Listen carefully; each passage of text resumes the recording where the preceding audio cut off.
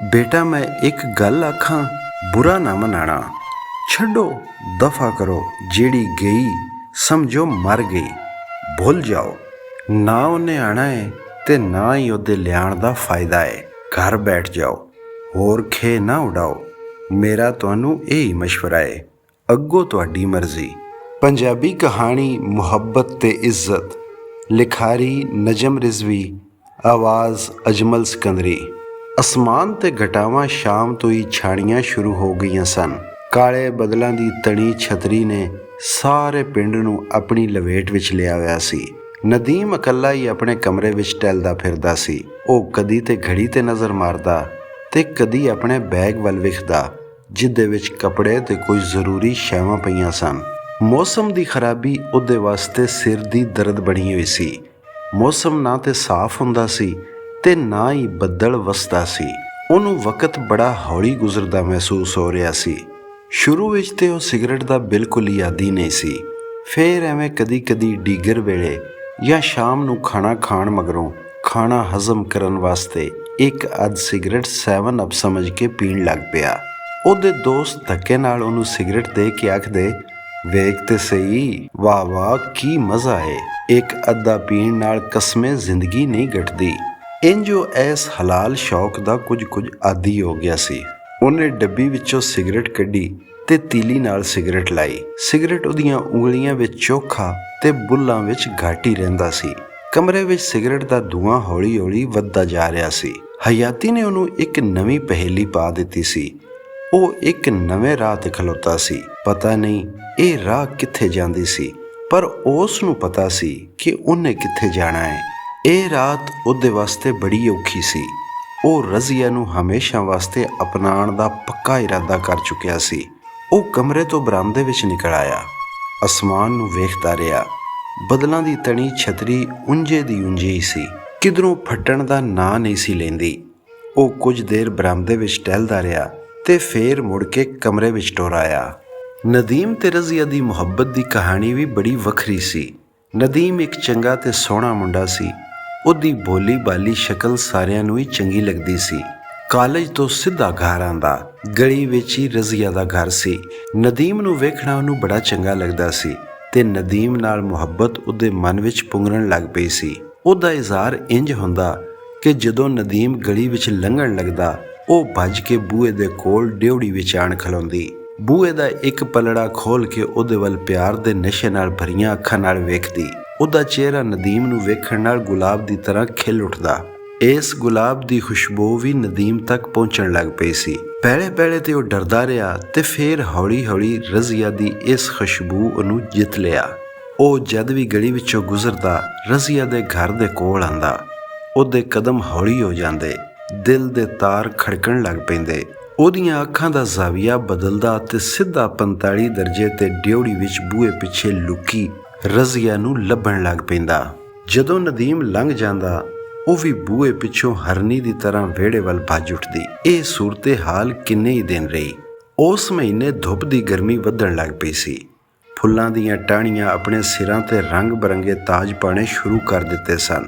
ਦਿਨ ਦੇ 12 ਵੱਜਦੇ ਪਏ ਸਨ, ਪਰ ਛਾਵੇਂ ਖਲੋਤੇ ਜਾਪਦੇ ਸਨ। ਨਦੀਮ ਗਲੀ ਵਿੱਚ ਦਾਖਲ ਹੋਇਆ। ਰਜ਼ੀਆ ਆਪਣੀ ਕੋਠੜੀ ਦੇ ਬੂਹੇ ਪਿੱਛੇ ਉਡੀਕ ਦਾ ਮੀਲ ਪੱਥਰ ਬਣੀ ਪਈ ਸੀ। ਜਦੋਂ ਨਦੀਮ ਹਾਲੇ ਬੂਹੇ ਤੋਂ ਦੂਰ ਹੀ ਸੀ, ਉਹ ਭੱਜ ਕੇ ਬੂਹੇ ਦੀ ਓਹਲ ਵਿੱਚੋਂ ਨਿਕਲੀ ਤੇ ਗਲੀ ਦੇ ਵਿਚਕਾਰ ਆਣ ਖਲੋਤੀ। ਉਹਨਾਂ ਦੀਆਂ ਅੱਖਾਂ ਚਾਰ ਹੋਈਆਂ ਤੇ ਫੇਰ ਇੱਕ ਹੋ ਗਈਆਂ। ਨਦੀਮ ਦੇ ਜਿੱਥੇ ਕਦਮ ਸਨ, ਉੱਥੇ ਹੀ ਪੱਥਰ ਹੋ ਗਏ। ਉਹਦੀਆਂ ਟੰਗਾਂ ਜਿਸਮ ਦਾ ਭਾਰ ਮਹਿਸੂਸ ਕਰਨ ਲੱਗ ਪਈਆਂ। ਰਜ਼ੀਆ ਦੇ ਹੱਥ ਵਿੱਚੋਂ ਗਲੀ ਵਿੱਚ ਤਹਿਦਾਰ ਗੁਲਾਬੀ ਖੱਤ ਡਿੱਗਿਆ ਤੇ ਉਹ ਬੂਹੇ ਮਗਰ ਭੱਜ ਵੱਗੀ। ਨਦੀਮ ਦੀਆਂ ਨਜ਼ਰਾਂ ਉਸ ਖੱਤ ਤੇ ਗੜੀਆਂ ਸਨ। ਉਹਨੇ ਛੇਤੀ ਨਾਲ ਖੱਤ ਚੁੱਕਿਆ ਤੇ ਘਰ ਵੱਲ ਕਦਮ ਪੱਟਣ ਲੱਗ ਪਿਆ। ਰਜ਼ੀਆ ਨਦੀਮ ਨੂੰ ਖੱਤ ਚੁੱਕਦਿਆਂ ਵੇਖਦੀ ਰਹੀ ਤੇ ਨਦੀਮ ਦੇ ਪਿਆਰ ਵਿੱਚ ਅੱਗੇ ਆਉਣ ਵਾਲੀਆਂ ਖੁਸ਼ੀਆਂ ਵਿੱਚ ਪਾਗਲ ਹੋ ਰਹੀ ਸੀ। ਇਹ ਨਦੀਮ ਦੇ ਨਾਂ ਰਜ਼ੀਆ ਦਾ ਪਹਿਲਾ ਮੁਹੱਬਤਨਾਮਾ ਸੀ। ਨਦੀਮ ਨੇ ਇਸ ਮੁਖਤਸਰ ਖੱਤ ਨੂੰ ਕਿੰਨੀ ਵਾਰੀ ਪੜ੍ਹਿਆ। ਗੱਲ ਅਗਾਂਹ ਵੱਧਦੀ ਰਹੀ ਤੇ ਉਹ ਫਿਰ ਇੱਕ ਦੂਜੇ ਨੂੰ ਵੇਖਣ ਤੋਂ ਅੱਗੇ ਵਧੇ। ਰਜ਼ੀਆ ਨਦੀਮ ਦੀ ਮਾਂ ਤੇ ਭੈਣ ਨੂੰ ਮਿਲਣ ਦੇ ਬਹਾਨੇ ਉਹਨਾਂ ਦੇ ਘਰ ਆਉਣ ਜਾਣ ਲੱਗ ਪਈ। ਰਜ਼ੀਆ ਇੱਕ ਦਿਨ ਆਪਣੀ ਅੰਮੀ ਦੇ ਨਾਲ ਘਰ ਦਾ ਕੰਮ ਕਰਦੀ ਪਈ ਸੀ। ਉਹਨੇ ਆਪਣੀ ਅੰਮੀ ਸਾਹਮਣੇ ਨਦੀਮ ਨਾਲ ਆਪਣੀ ਚਾਹਤ ਦਾ ਇਜ਼ਹਾਰ ਕਰ ਦਿੱਤਾ। ਉਹਦੀ ਮਾਂ ਦਾ ਰੰਗ ਝੱਟ ਬਦਲ ਗਿਆ, ਸਾਰਾ ਖੂਨ ਚਿਹਰੇ ਤੇ ਆ ਗਿਆ। ਸਬਜ਼ੀ ਬਣਾਉਂਦਿਆਂ ਛੁਰੀ ਨੂੰ ਚੰਗੇਰ ਵਿੱਚ ਰੱਖ ਦਿੱਤਾ। ਗੁੱਸੇ ਵਿੱਚ ਪੂਰੇ ਜ਼ੋਰ ਨਾਲ ਥੱਪੜ ਰਜ਼ੀਆ ਦੀ ਗੱਲ ਉੱਤੇ ਦੇ ਮਾਰਿਆ। ਉਹ ਗਰਜੀ, ਕਮੀਨੀਏ, ਤੇਰੀ ਇਹ ਜੁਰਤ, ਤੇਰੀ ਜ਼ਬਾਨ ਵੱਢ ਦਿਆਂਗੀ। ਨਾ ਸਾਕ ਨਾ ਬਿਰਾਦਰੀ, ਖਬਰਦਾਰ, ਨਾ ਵੀ ਲਿਆ। ਤੇ ਰਜ਼ੀਆ ਚਪੇੜ ਖਾ ਕੇ ਅੰਦਰ ਵੱਲ ਭੱਜੀ ਤੇ ਉਸ ਤੋਂ ਬਾਅਦ ਉਹਦੀ ਜੁਰਤ ਨਾ ਹੋਈ ਕਿ ਕੋਈ ਗੱਲ ਮਾਂ ਨਾਲ ਕਰ ਸਕੇ। ਨਦੀਮ ਤੇ ਰਜ਼ੀਆ ਇਸ ਗੱਲ ਨੂੰ ਬੜਾ ਸੋਚਿਆ ਕਿ ਕੀ ਕੀਤਾ ਜਾਵੇ। ਉਹਨਾਂ ਨੂੰ ਗੱਲ ਅੱਗੇ ਵੱਧਦੀ ਨਜ਼ਰ ਨਾ ਆਈ। ਰਜ਼ੀਆ ਇੱਕ ਦਿਨ ਨਦੀਮ ਨੂੰ ਆਖਿਆ ਸੀ, ਨਦੀਮ, ਮੈਂ ਹਰ ਹਾਲ ਵਿੱਚ ਤੇਰੇ ਨਾਲ ਹਾਂ। ਤੇ ਫੇਰ ਉਹਨਾਂ ਘਰੋਂ ਨੱਸਣ ਦਾ ਪ੍ਰੋਗਰਾਮ ਬਣਾ ਲਿਆ। ਇਹਨਾਂ ਗੱਲਾਂ ਨਦੀਮ ਨੂੰ ਸੋਚਾਂ ਵਿੱਚ ਗੁੰਮ ਕਰ ਦਿੱਤਾ ਸੀ। ਉਹ ਬਸ ਇਹ ਗੱਲ ਵਾਰ-ਵਾਰ ਦੁਹਰਾ ਰਿਹਾ ਸੀ, ਰਜ਼ੀਆ ਮੇਰੀ ਏ, ਬਸ ਮੇਰੀ ਹੀ ਰਹੇਗੀ।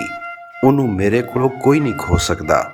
ਨਦੀਮ ਨੇ ਅੱਖਾਂ ਖੋਲੀਆਂ, ਆਪਣੇ ਕਮਰੇ ਤੋਂ ਬਾਹਰ ਨਿਕਲਿਆ, ਬਰਾਮਦੇ ਤੋਂ ਹੋ ਕੇ ਛੋਟੇ ਜਿਹੇ ਸੇਨ ਵਿੱਚ ਟਹਿਲਣ ਲੱਗ ਪਿਆ। ਉਹ ਮੌਸਮ ਦਾ ਜਾਇਜ਼ਾ ਲੈਂਦਾ ਰਿਹਾ। ਬੱਦਲ ਹਰ ਪਾਸੇ ਉਂਝੇ ਹੀ ਖਿਲ ਰਹੇ ਸਨ। ਚੰਨ ਬੱਦਲਾਂ ਦੀ ਓਟ ਵਿੱਚ ਹੋਣ ਪਾਰੋਂ ਹਰ ਪਾਸੇ ਹਨੇਰਾ ਹੀ ਹਨੇਰਾ ਸੀ, ਕੁਝ ਵਿਖਾਈ ਨਹੀਂ ਸੀ ਦਿੰਦਾ। ਉਹਨੇ ਸਿਗਰਟ ਲਾਈ, ਬਲਦੀ ਤੀਲੀ ਨਾਲ ਘੜੀ ਤੇ ਨਜ਼ਰ ਮਾਰੀ। ਰਾਤ ਦੇ 12 ਵੱਜਦੇ ਪਏ ਸਨ। ਸੇਨ ਦੇ ਸਾਹਮਣੇ 2 ਕਮਰੇ ਸਨ। ਇੱਕ ਕਮਰੇ ਵਿੱਚ ਉਹਦੀ ਮਾਂ ਤੇ ਭੈਣ ਤੇ ਦੂਜੇ ਵਿੱਚ ਉਹਦਾ ਨਿੱਕਾ ਭਰਾ ਸੁੱਤਾ ਸੀ। ਗਲੀ ਦੇ ਨਾਲ ਇੱਕ ਛੋਟਾ ਕਮਰਾ ਸੀ। ਇਹ ਕਮਰਾ ਉਹਦਾ ਸਟੱਡੀ ਰੂਮ, ਡਰਾਇੰਗ ਰੂਮ ਤੇ ਸੌਣ ਦਾ ਕਮਰਾ ਸੀ।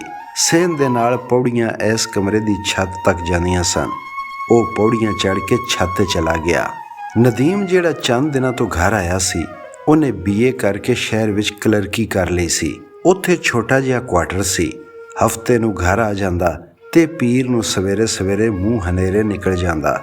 ਉਹ ਹੁਣ ਜਦੋਂ ਦਾ ਘਰ ਆਇਆ ਸੀ, ਕੁਝ ਬੁਝਿਆ ਸੀ। ਰਜ਼ੀਆ ਦੀ ਮੰਗਣੀ ਉਹਦੇ ਮਾਮੇ ਦੇ ਪੁੱਤਰ ਨਾਲ ਹੋ ਰਹੀ ਸੀ।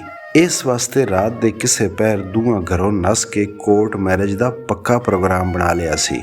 ਨਦੀਮ ਛੱਤ ਤੇ ਟੁਰਦਿਆਂ ਬਨੇਰੇ ਉੱਤੇ ਕੋਹਨੀਆਂ ਰੱਖ ਦਿੱਤੀਆਂ ਤੇ ਸੋਚਣ ਲੱਗ ਪਿਆ, ਸਵੇਰੇ ਲੋਕੀ ਕੀ ਕਹਿਣਗੇ।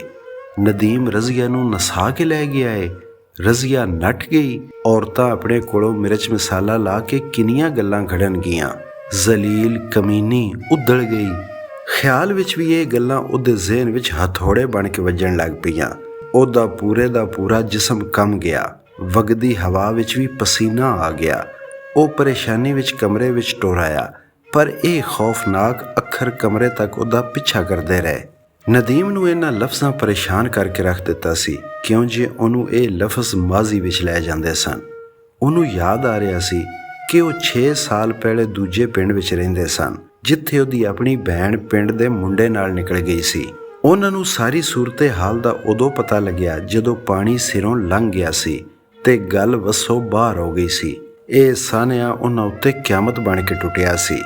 ਨਦੀਮ ਨੂੰ ਚੰਗੀ ਤਰ੍ਹਾਂ ਯਾਦ ਸੀ ਜਦੋਂ ਆਪਣੇ ਤਾਏ ਨਾਲ ਰਲ ਕੇ ਥਾਣੇ ਪਰਚਾ ਦਰਜ ਨਾ ਹੋਣ ਤੇ ਡਿਪਟੀ ਸਾਹਿਬ ਕੋਲ ਗਏ ਸਨ। ਉਹ ਮੁੰਡੇ ਦੇ ਖਿਲਾਫ ਅਗਵਾ ਦਾ ਪਰਚਾ ਕਟਵਾਉਣਾ ਚਾਹੁੰਦੇ ਸਨ। ਡਿਪਟੀ ਸਾਹਿਬ ਪੁੱਛਿਆ, ਕੁੜੀ ਦੀ ਉਮਰ ਕਿੰਨੀ ਹੋਣੀ ਹੈ? ਜੀ ਕੋਈ 18 ਵਰੇ। ਉਹਨੇ ਡਰਦੇ ਸ਼ਰਮ ਤੇ ਹਯਾ ਵਿੱਚ ਡੁੱਬੀ ਹੋਈ ਆਵਾਜ਼ ਨਾਲ ਆਖਿਆ ਸੀ। ਤੇ ਫੇਰ ਉਹ ਅਗਵਾ ਤੇ ਨਾ ਹੋਈ ਨਾ, ਆਪਣੀ ਮਰਜ਼ੀ ਨਾਲ ਹੀ ਗਈ ਹੋਈ ਏ। ਇਹ ਗੱਲ ਡਿਪਟੀ ਸਾਹਿਬ ਬੜੇ ਇਤਮਾਦ ਨਾਲ ਆਖੀ। ਨਹੀਂ ਜੀ ਬੇਟਾ, ਮੈਂ ਇੱਕ ਗੱਲ ਆਖਾਂ, ਬੁਰਾ ਨਾ ਮਨਾਣਾ। ਛੱਡੋ, ਦਫਾ ਕਰੋ, ਜਿਹੜੀ ਗਈ ਸਮਝੋ ਮਰ ਗਈ, ਭੁੱਲ ਜਾਓ। ਨਾ ਉਹਨੇ ਆਣਾ ਹੈ ਤੇ ਨਾ ਹੀ ਉਹਦੇ ਲਿਆਉਣ ਦਾ ਫਾਇਦਾ ਹੈ। ਘਰ ਬੈਠ ਜਾਓ, ਹੋਰ ਖੇ ਨਾ ਉਡਾਓ। ਮੇਰਾ ਤੁਹਾਨੂੰ ਇਹ ਹੀ ਮਸ਼ਵਰਾ ਹੈ, ਅੱਗੋਂ ਤੁਹਾਡੀ ਮਰਜ਼ੀ।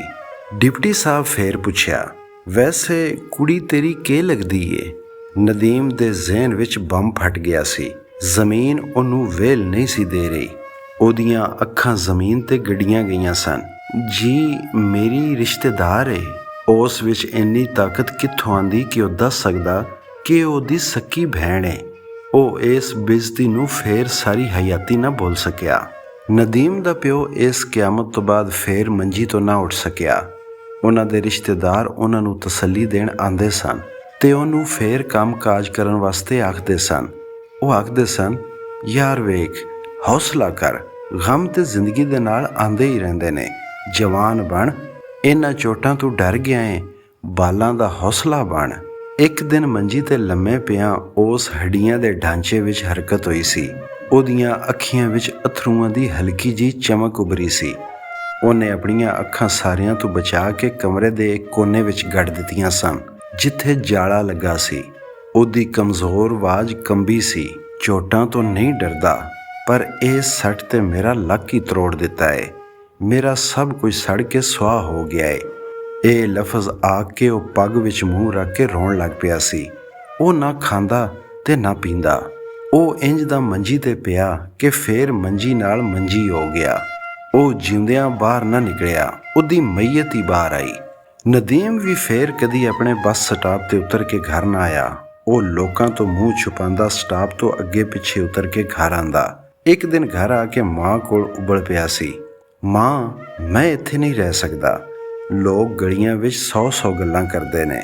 ਮੈਂ ਜਦੋਂ ਲੰਘਦਾ ਮੇਰੇ ਪਿੱਛੇ ਵੰਨ-ਸਵੰਨੀਆਂ ਆਵਾਜ਼ਾਂ ਆਉਂਦੀਆਂ ਨੇ, ਇਹਦੀ ਭੈਣ ਨਿਕਲ ਗਈ ਏ, ਪਤਾ ਨਹੀਂ ਕਿਸ ਮੂੰਹ ਨਾਲ ਬਾਹਰ ਨਿਕਲਦਾ ਏ। ਇਹਦਾ ਬਾਪ ਬੇਇੱਜ਼ਤੀ ਗੈਰਤਮੰਦ ਇਨਸਾਨ ਸੀ। 6 ਸਾਲ ਹੋਏ ਸਨ ਉਹ ਆਪਣਾ ਸਭ ਕੁਝ ਉਸ ਪਿੰਡ ਵਿੱਚ ਵੇਚ-ਵਿਚਾ ਕੇ ਇਸ ਨਵੇਂ ਪਿੰਡ ਆਣ ਵਸੇ ਸਨ, ਜਿੱਥੇ ਕੋਈ ਉਹਨਾਂ ਦਾ ਮਾਜ਼ੀ ਨਹੀਂ ਸੀ ਜਾਣਦਾ, ਕੋਈ ਉਹਨਾਂ ਨੂੰ ਤਾਨਾ ਨਹੀਂ ਸੀ ਦਿੰਦਾ। ਪਰ ਫੇਰ ਵੀ ਉਹ ਪਹਿਲਾਂ ਸਹਿਮੇ ਰਹਿੰਦੇ ਸਨ ਕਿ ਕੋਈ ਉਹਨਾਂ ਦੀ ਅਸਲੀਅਤ ਨੂੰ ਨਾ ਜਾਣ ਲੈ।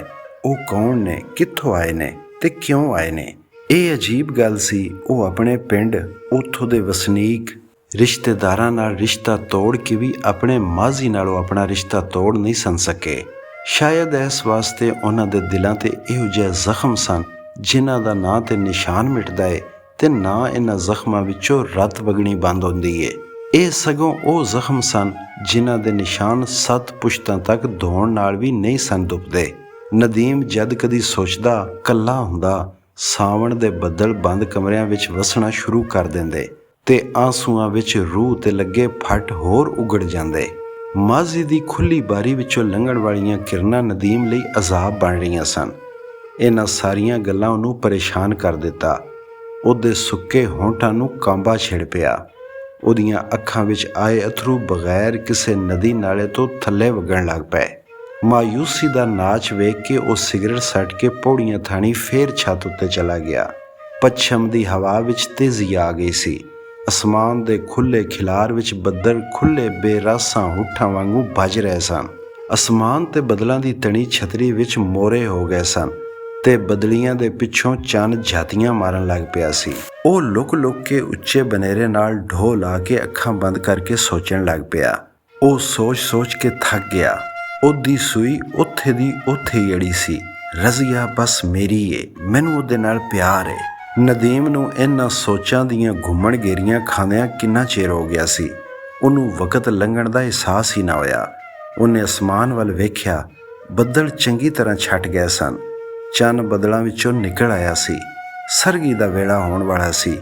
ਉਹਦੇ ਜ਼ਿਹਨ ਦੀ ਕੁੰਡੀ ਖੜਕੀ ਤੇ ਉਹ ਸੋਚ ਕੇ ਆਪਣੇ ਆਪ ਨੂੰ ਆਖਣ ਲੱਗ ਪਿਆ, ਰਜ਼ੀਆ ਮੇਰੀ ਏ, ਪਰ ਉਸ ਨੂੰ ਜ਼ਲੀਲ ਕਰ ਦੇਣਾ ਤੇ ਪਿਆਰ ਨਹੀਂ। ਆਪਣੀ ਖੁਸ਼ੀ ਦੀ ਖਾਤਰ ਮੈਂ ਉਹਦੇ ਮਾਪਿਆਂ ਦੇ ਘਰ ਨੂੰ ਅੱਗ ਨਹੀਂ ਲਾਵਾਂਗਾ। ਹੁਣ ਜਜ਼ਬਾਤ ਵਿੱਚ ਘਰ ਦੀ ਦਲੀਜੋਂ ਨਿਕਲਣਾ ਸੌਖਾ ਏ, ਪਰ ਸਾਰੀ ਉਮਰ ਵਾਸਤੇ ਉਹਨੂੰ ਥੱਲਾਂ ਵਿੱਚ ਸੜਨ ਨਹੀਂ ਦਿਆਂਗਾ। ਤੇ ਨਾਲੇ ਜਿਸਮ ਦੀ ਜਿੱਤ ਨਾਲ ਤੇ ਪਿਆਰ ਦੀ ਬਾਜ਼ੀ ਨਹੀਂ ਜਿੱਤੀ ਜਾ ਸਕਦੀ।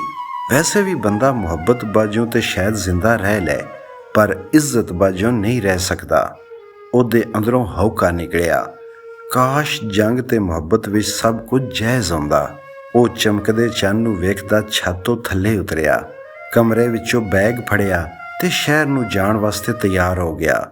ਲੌ ਲੱਗਦੀ ਪਈ ਸੀ। ਦੂਰ ਸੜਕ ਤੇ ਸਬਜ਼ ਮੰਡੀ ਜਾਂਦੀ ਪਹਿਲੀ ਗੱਡੀ ਹਾਰਨ ਵਜਾਂਦੀ ਪਈ ਸੀ।